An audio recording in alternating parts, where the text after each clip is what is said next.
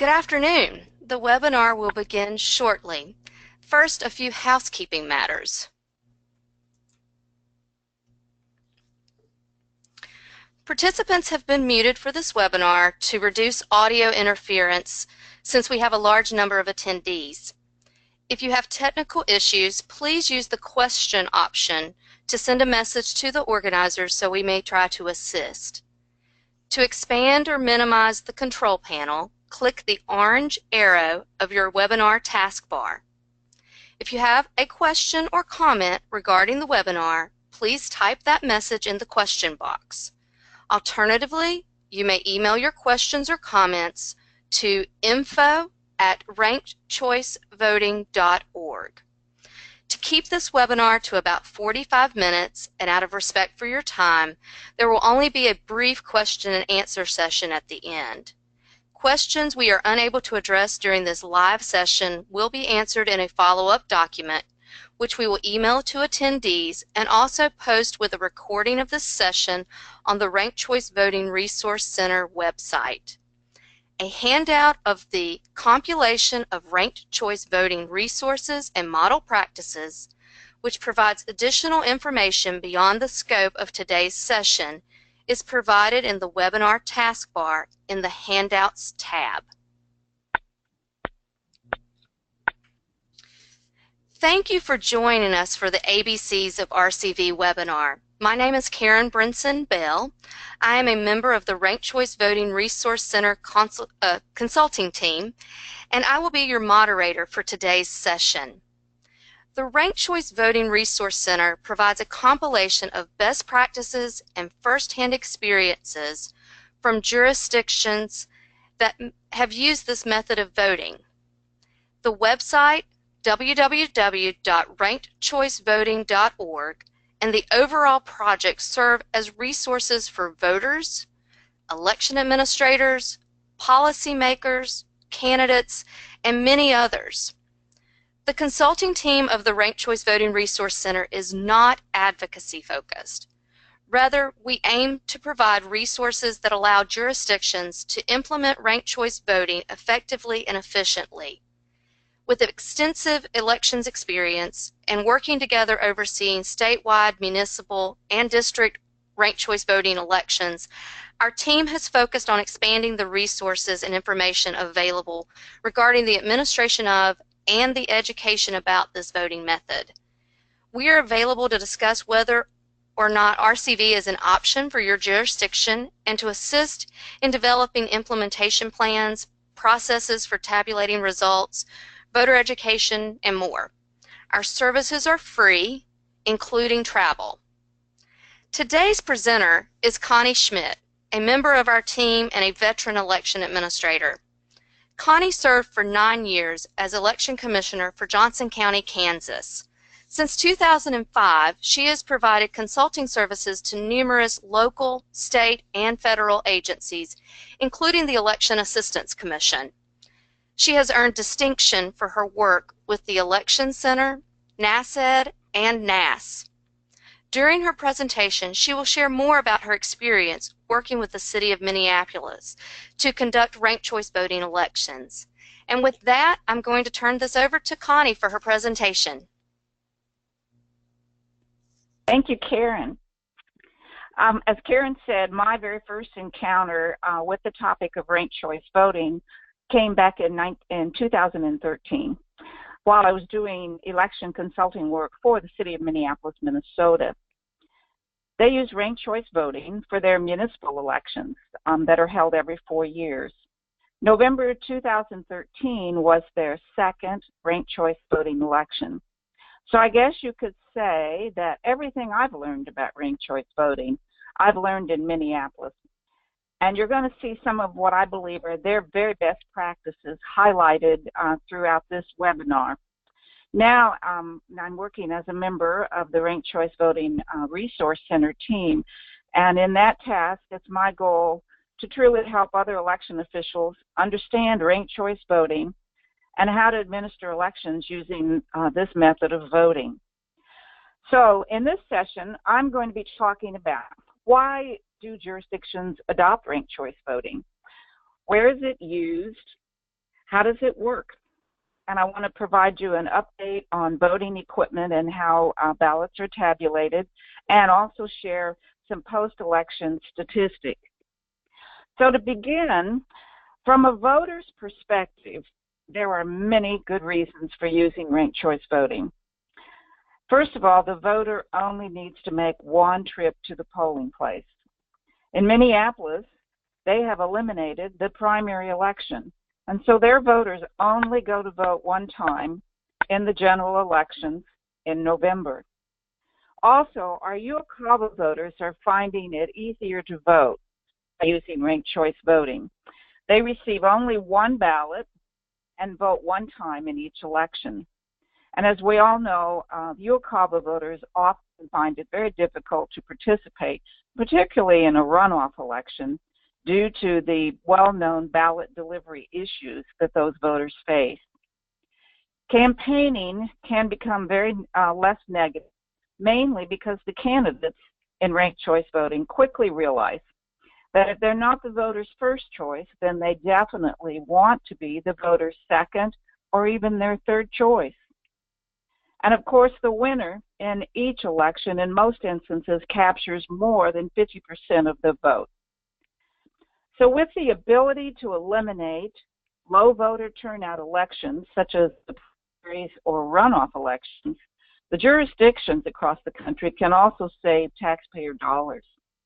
With more voters participating in one election, that also leads to an outcome that more fairly represents the majority of the voters. So I see it as a win-win for both the voters and the election jurisdiction. This next slide is going to show you an example in a recent spring election that was held this year in the city of St. Louis, Missouri. Of note, there were 6 candidates in this Democratic primary. 5 of those candidates were African American, and the winner in that election was the only white moderate candidate. Now, it's significant to note that the winner received only 32% of the votes because of the number of candidates. So more than 2/3 of the voters picked a different candidate. Often that's referred to as vote splitting. So in this example, using the ranked choice voting method, the second and possibly even the third choices of the ballots cast would have continued to be counted, and a winner would have received over 50% of the vote. Some other examples are on this next slide. At the top, you're going to see some examples from the San Francisco Board of Supervisors elections dating back from 2006 to 2012. And in the column that says the winner's first choice percentage of voters, voted ballots, you're going to see that these candidates all received less than 30% of the votes, the first choice. But in the final round, which is in that last column, you'll see that they won their election with over 50% of the votes using the ranked choice voting method. And at the bottom of the screen, I've pulled out the 2013 City of Minneapolis mayor's race, where there were 35 candidates. The winner, Betsy Hodges, received only 36% of those votes in the first round of first choice votes, but she won the race in the final round of tabulation with 60% of the votes. So in both of these examples on this screen, you're going to see the outcome more fairly represented the majority of the voters. Currently across the country, there are 10 cities spread across the country that are currently using ranked choice voting for their municipal elections. They're all within the states of Minnesota, California, Colorado, Maine, Massachusetts, and Maryland. These next 5 states, Alabama, Arkansas, Louisiana, Mississippi, and South Carolina, as well as the city of Springfield, Illinois, are all using ranked choice voting to serve their military and overseas voters. And again, this is pretty significant because, as I said before, some of the biggest issues with the military overseas for all election administrators is the existing ballot delivery problems that they face.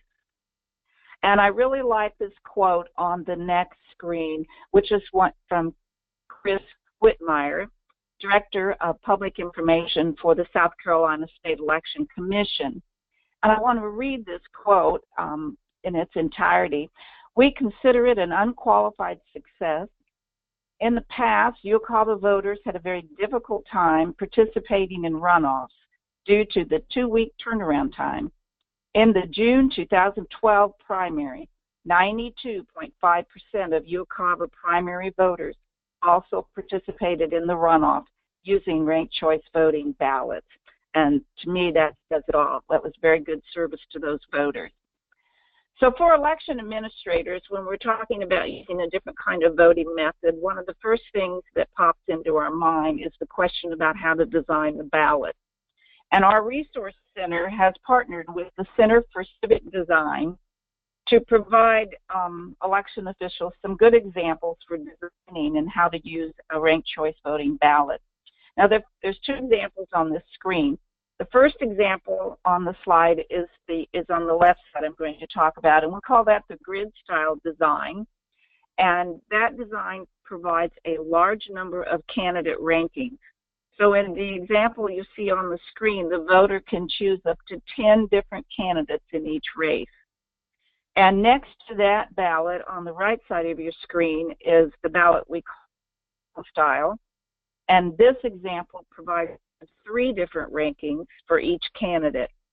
And I want to draw your attention to the tops of each one of these ballots where the voter instructions have been placed. And you'll notice that those are very clear with visuals of how to vote and how not to mark the ballot, which is very important. More of that information is on our website. As you can see on the next slide, we're going to walk through actually marking the ballot and kind of show you visually how that works. The voter must first select their first choice, then their second choice, which must be different from their first choice. And then if they have a third choice, they choose another choice there. More rankings are allowed in some jurisdictions, sometimes up to 10. The instructions for actually voting a ballot are very similar to just running a regular ballot election. You fit only 1 vote per column. You don't skip the columns. The voters can choose to rank as many or as few candidates as they want. And if it's allowed in the election, they could choose to vote a write-in candidate as well. And just like a regular ballot, if the voter chooses more than 1 candidate in the first column, it's an overvote, just like all election officials are used to dealing with.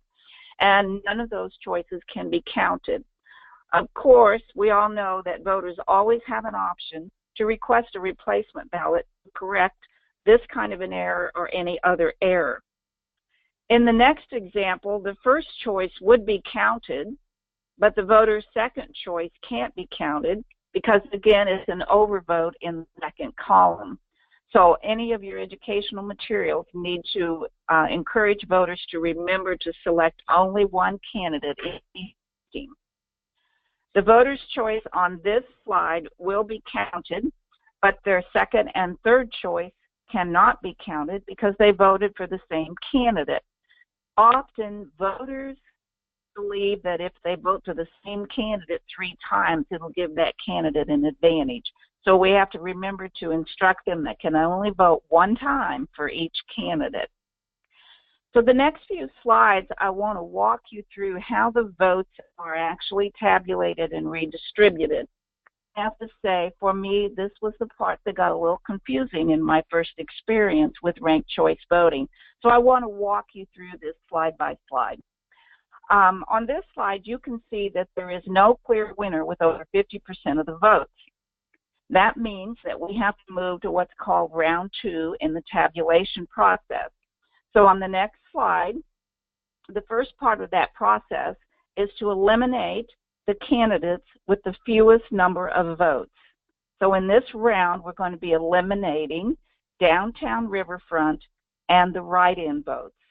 The second choices on those ballots will be distributed to the other candidates that they chose.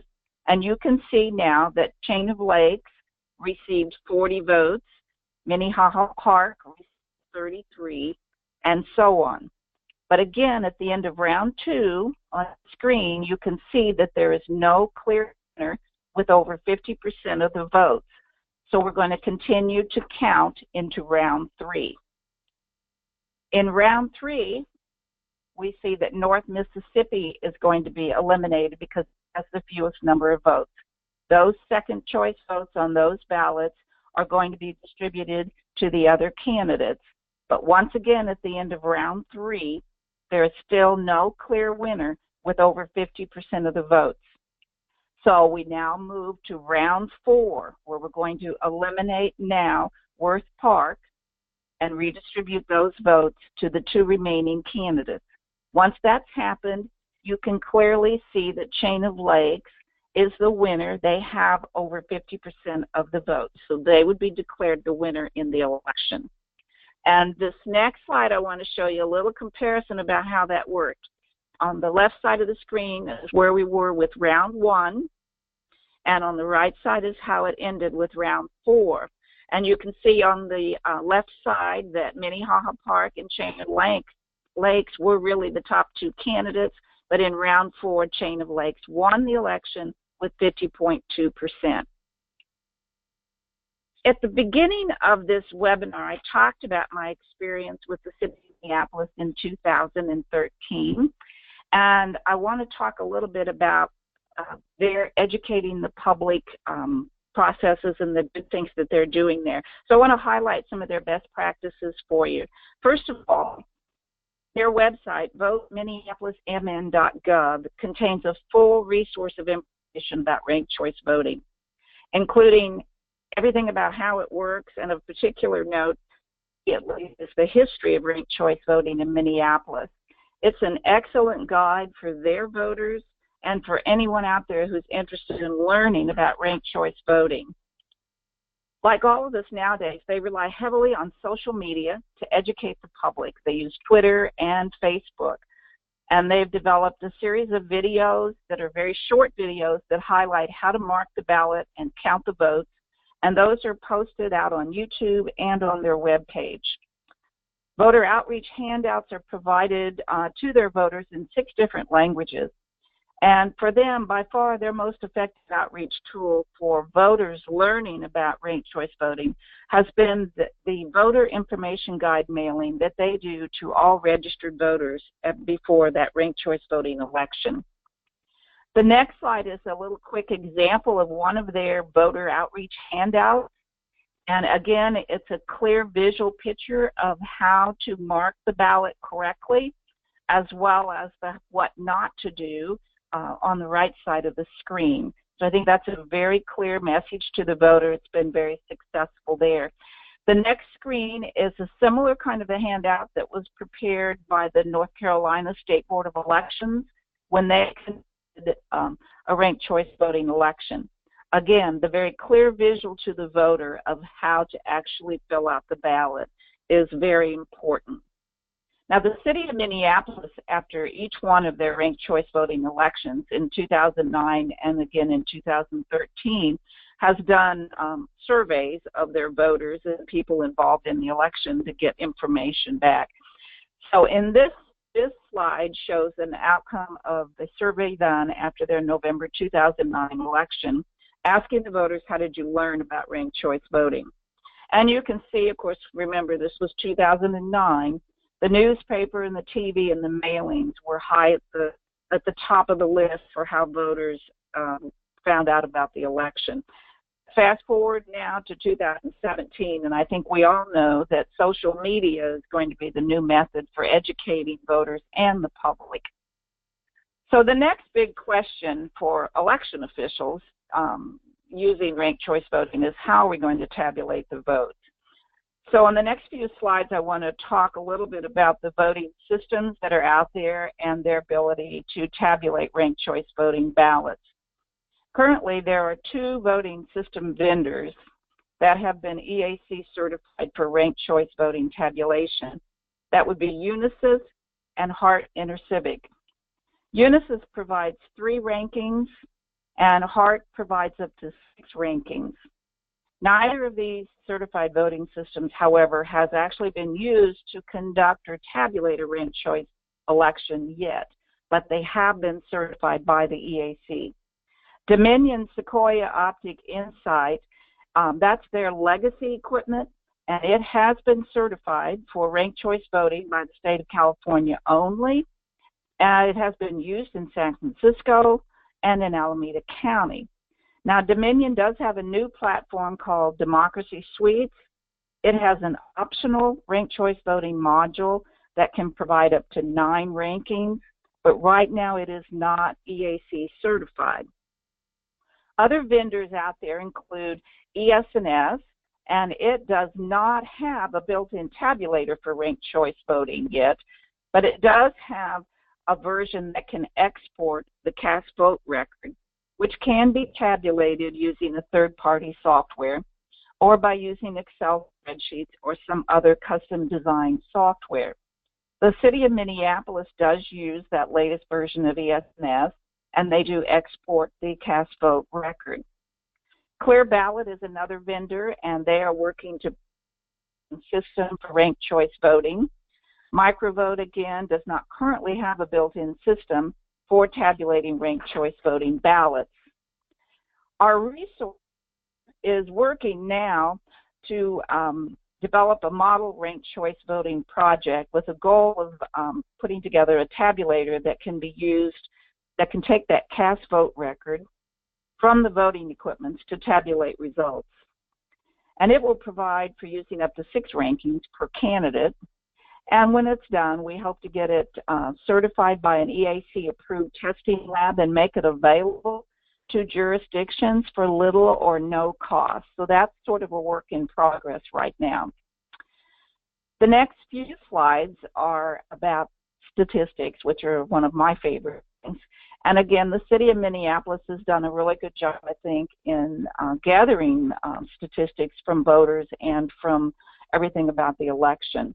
So this is the slide that shows master voters in November 2009, and it was if they found the ballot simple or difficult to rank their choices on the ballot.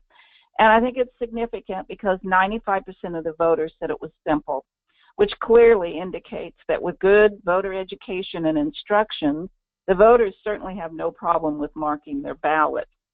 So another important question that was asked was, how did the candidates feel about ranked choice voting, and how did it affect their campaign? And again, you can see in this graph that 76% of the respondees had either a positive or little or no impact on their campaign for office. So that's another positive, I think. And again, that was the first ranked choice voting election in 2009 in Minneapolis. Now, in November 2013, their next election, they began to collect even more statistics. This slide shows those that were collected from that November 2013 election. And the overvote area, the first 3 columns, it's significant, I think, that overvote areas occurred less than 0.25% in all of the races. And there was also a higher percentage, however, of repeat candidate error. And again, earlier I talked about that. It's often because apparently the voters felt this could help their candidate if they voted for the same candidate numerous times. So those statistics that you see here help identify areas where more voter education is needed for future outreach. So the next slide shows when we review how the voters actually ranked all 3 choices in the various races in that election, that the mayor's race, which had 35 candidates, obviously ranked the highest. 76.3% of the voters voted and chose 3 different choices. All of the other races that you see there that had 3 candidates or more, the majority of the voters chose to rank more than 1 candidate.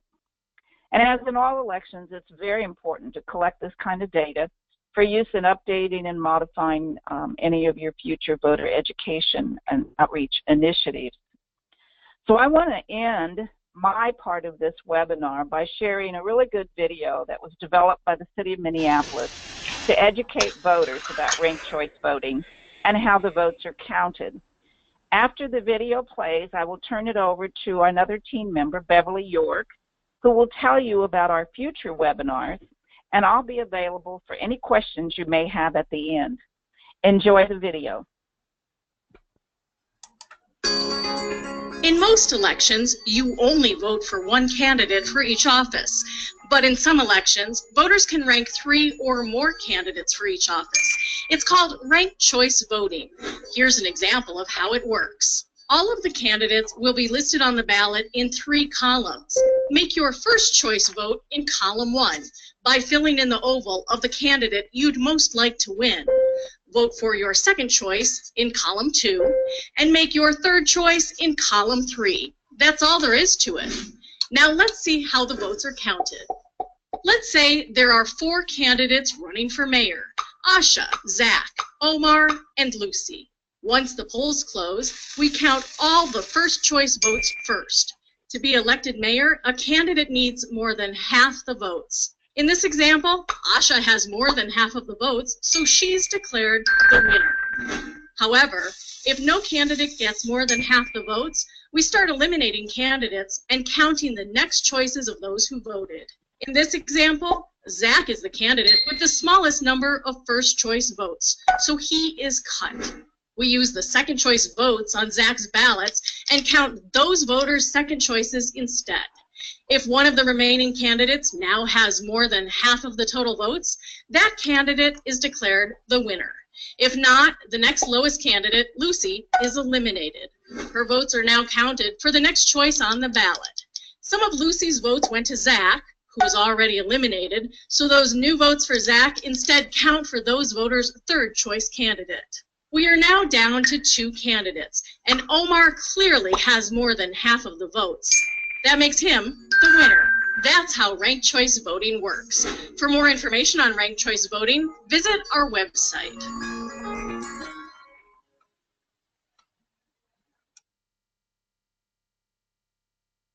Thank you, Connie.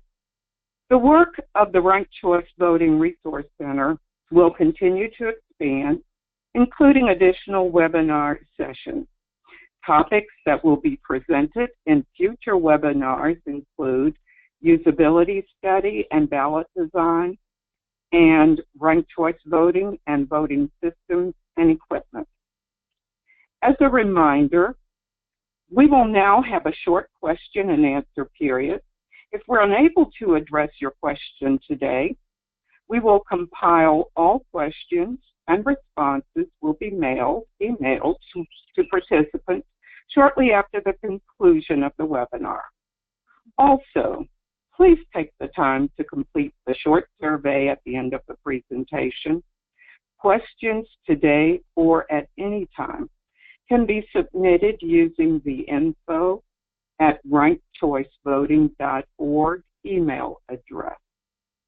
We appreciate having you join us today and look forward to having you join us for upcoming topics.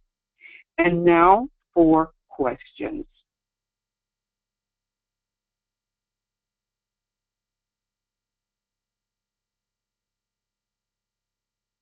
This is your moderator, Karen, again, and we have had a few questions during the webinar that I'm going to now call on some of our team members to help with the responses. I'm going to start with a question for Connie. I actually have 2 for her, so I'll just go with those 2 first.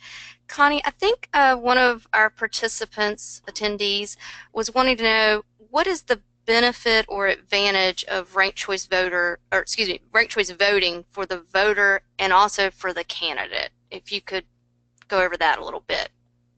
Okay, thanks, Karen. Well, to me, for the voter, and again, election administrators live in an environment where the voter is our first priority. For the voter, it's convenience. The voter only has to go to vote one time. That to me, and they have more choices. They feel a little bit more empowered when they vote their ballot. And also, again, for those UOCAVA voters, I think that's a real testament to the fact that ballot delivery issues are a problem. So that's a really good convenience and outreach to those voters. Candidates, I think they get to running a campaign using ranked choice voting that they're assured of a much broader base of support. And it makes it a different kind of a campaign, but it's a less hostile type of campaign. And again, our Resource Center website has a lot of information, questions and answers also there that you all can go to. Great. The next question I wanted to pose to you from our audience is, does RCV give an advantage to any group or party? Oh, wow. Well, I would have to say no. I've not seen that. And again, my experience has been solely with the city of Minneapolis at this point. But I really don't think it does, because it actually gives that advantage to the voter. The voter has more options and they have more ability to make choices when they're marking their ballot. That sounds good. And for our audience, we're going to take these questions and others that are coming in and create a document. So if we don't get to your question today, we are trying to keep these brief, to keep this as a brief session. So we may even expand upon some of the answers that Connie's given and some of the next answers that we provide, and also include your questions that may not get answered during this portion of the session, during the live session. So at this point, I've gathered some questions that I'm going to direct over to Gary Bartlett, who is our consulting team leader and was the executive director in North Carolina for 20 years, including during the time that North Carolina conducted instant runoff elections. So Gary, first question for you is from an audience member that says, it looks like RCV requires a lot of voter education and other changes. How does ranked choice voting impact an election office's budget? Thank you, Karen, and also thank you, Connie. I would like to first share with you my experiences that we had in North Carolina, and also provide additional things to consider. First of all, we had only 86 days notice to the time of the election to perform our ranked choice voting in 2010, and we did it by following our procedures, and we did not have a budget at the state level or the local level to add anything on, so it was imperative that we added what we needed to our current procedures, and it worked very well.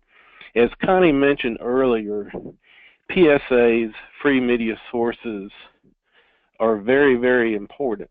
But I want to add something that wasn't stated that made a difference in North Carolina, and that is that we know that through media, PSAs, and other sources of information, we only were able to get the attention to those voters who were civically engaged, which are very few.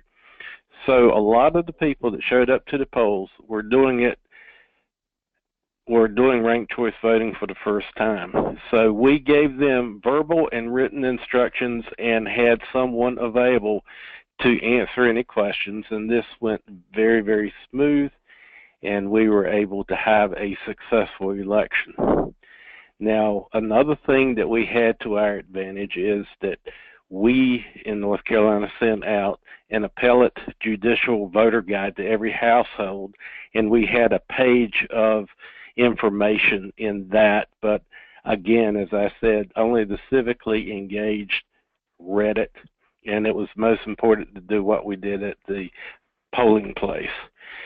One thing that we did that was unique and different is that we were able to take our current voting equipment, which was not ranked choice voting compatible, and come up with an algorithm to process at least 40% of our ballots.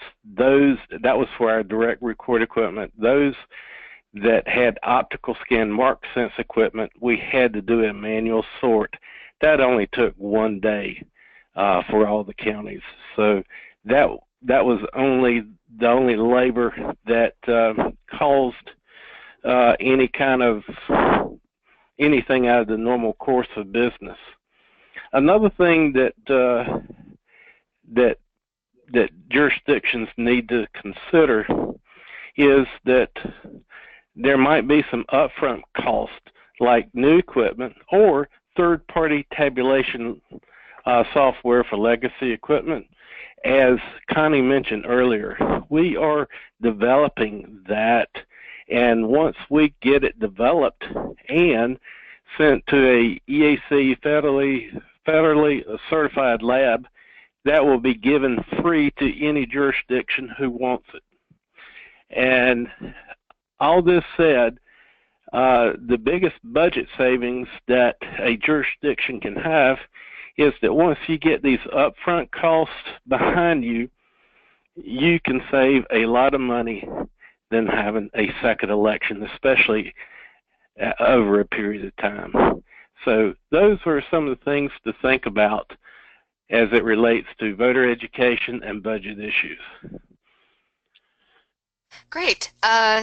Your next question, that since you're in the hot seat, can ranked choice voting be used for races that are more than just vote for one? Absolutely. This is similar to what we call at-large elections, where you vote for 3, vote for 2, vote for 5. It is similar. You just do the same thing and rank. The only difference is the threshold is for ever how many offices you have, you divide it to ensure that you can get a threshold above 50%. And that is basically similar to common practices that are currently used. Very good. And I know that we do have a pretty extensive page on our website about that we call it multi-winner. So for those looking for more information on that we might not have in our follow-up document, that is in the How It Works section of the Ranked Choice Voting Resource Center website, which is www.rankedchoicevoting.org. Also, I would like to add that there will be a future webinar based on single winner versus multi-winner methods. Exactly, and we'll keep that up to date on our website and through email alerts as well. So next question, Gary, does voting for other choices hurt a voter's first choice? No, it will not. Everybody's first choice is counted if that person is number one. If you have to go to an additional round and you did not, your first choice was not counted, then your ballot is still alive. Whereas if another person who voted for the first choice in the first round is counted, that ballot is exhausted. So your next eligible choice, whatever round it is, whether it's the second, third, or ever how many rounds that you have, your ballot will be alive until your vote is counted. Once your vote is counted, then it is an exhaustion, and it never hurts your first choice if that first choice is counted. And I think the last question we'll be able to work in during this session, again, we'll do a follow-up document and post that to our website and send out to attendees. But here's one that's asking, I heard recently that it was decided in Maine that ranked choice voting is unconstitutional. Can you explain a little more about this and how this affects ranked choice voting in other places? The Maine Senate asked for a solemn occasion question to the Supreme Court, which they have the right to do.